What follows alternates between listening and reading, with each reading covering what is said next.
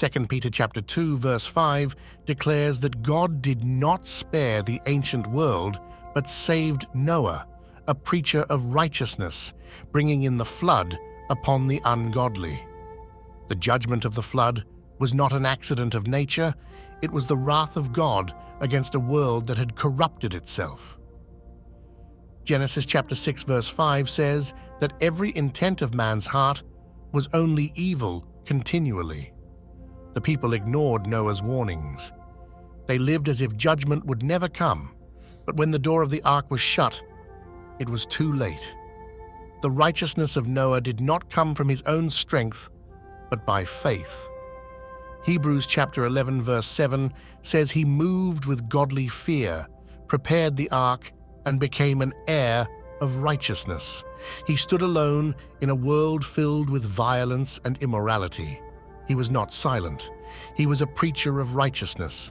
He proclaimed truth to a world that mocked him, yet he remained faithful. The flood is a warning to every generation.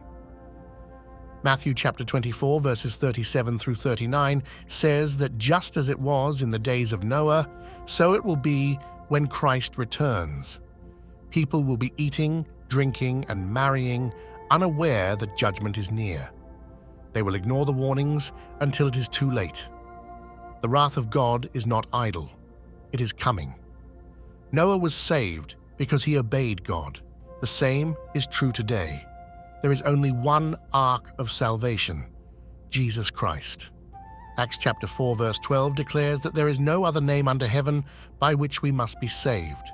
Those outside of Christ will face judgment, just as those outside the ark perished.